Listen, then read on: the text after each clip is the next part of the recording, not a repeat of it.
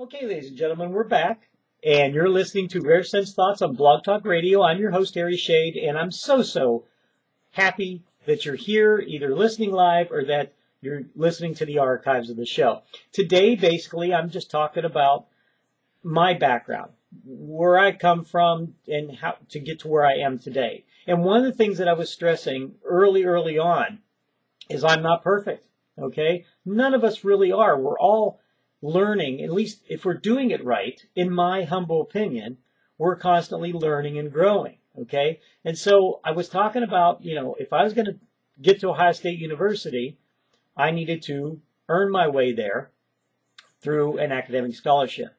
So again, I graduated sixth in my class. My grade point average was around a 3.89, almost a 3.9, okay? But I applied myself. And I really studied hard, took a lot of difficult academic classes, and did that to prepare myself. And even though I applied to other colleges and I got accepted other places, Ohio State was where I really wanted to go. And so I got myself there. So that was one of the first big things that I did. I mean, there was things before that. I ran track. That was my favorite sport. I wanted to set some records there. In the 800 meters, I did. Set some school records, things like that. Really good. But again, all what this comes down to is persistence and consistency. Remember, I did a show just not too long ago about that. I was very persistent in what I wanted. And one of the things I learned, and this is through my mom especially, is when I applied myself, when I put my mind to something, I could accomplish it. And I kept applying that. Okay. And again, I applied it to getting to Ohio State. Well, then I come down to Ohio State and I started off, I was going to be a veterinarian. Okay, pre-veterinary medicine, I was going through all these things, and then all of a sudden, I had a difficult chemistry class.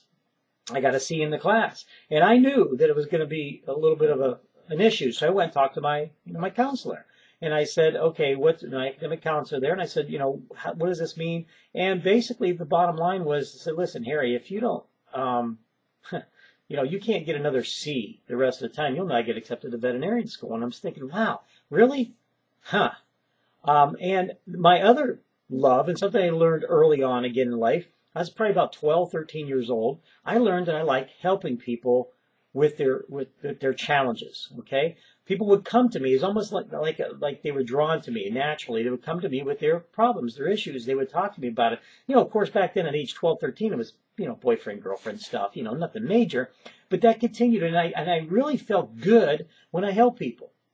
It made me feel good. And so there was a second thing I enjoyed, it was part of a ride-along program for the local police department in Newton Falls, and I really enjoyed that aspect of being out there and being of service, to protect and to serve, okay? And I thought that was a wonderful thing. So when I had this, kind of epiphany at Ohio State that was like, maybe veterinary medicine isn't what I'm supposed to be doing.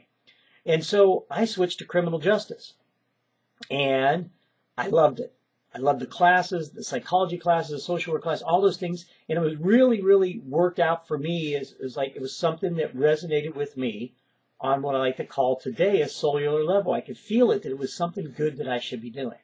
And so I switched. I got my degree in criminal justice, and I ended up spending a total of 12 years in law enforcement in several different capacities, from being a store detective for Lazarus Department Stores, a military policeman in the United States Army, and a criminal investigator for the United States Army. Okay? Well, those types of things. So I got to protect and serve. And so then I ran into another adversity. I was married. Okay, I got married. My first marriage, I was married. I had a daughter living in Germany, and the marriage wasn't going well. Okay? And I wasn't getting to see my daughter very much. Working 14 hours a day, 7 days a week. So I made another major decision there. I loved the Army. I loved what I was doing in the law enforcement side of things. I loved the teamwork and camaraderie of the military. But I made a decision that I wanted to be a dad. I wanted to spend time with my daughter. And so I got out of the U.S. Army. And then I also ended up, my first marriage didn't work out. Had what I call my practice marriage. And so I got divorced from my first wife. And there it was, but I still wanted to spend time with my daughter. So what did I do? Well, I didn't really like the job that I had at the time, even though I was kind of still serving the public. I was in child support enforcement. It wasn't really resonating with me. It didn't make me feel good. It wasn't a great place to work as far as the emotional side of things, you might imagine. So I went into real estate, okay? And so then I built a very successful real estate business. Well, look at the clock. It's going to say 90 seconds left. This goes really, really fast, but I just want to give you a little bit more insight into me and understand that there's things that I've gone through in life. Now, again, not necessarily major things that maybe other people would consider major, but for me, they were, steps into my life to get me to where I am today. And what I'm wanting to say here to you today is no matter what you go through, it's still totally up to you how you deal with it and what you're going to do with it. Okay? So, if there's something you want to be, do, and have in life, go get it. Go after it. Be, do, and have what you want in life. Do the things that make you feel good. I live my passion every day. My passion is to help people be the best they can be, to be of service to people and to the world. What's your passion? What do you want to do? Go after it. Be happy. Okay? Well, ladies and gentlemen, that's it for me today. I hope I was able to give you some things that will help you live a fulfilled and balanced life. This is Harry Shade saying, may you be blessed always and in all ways. And there'll be no show next week, ladies and gentlemen, because I'm going to be on vacation in California. So take care of yourself.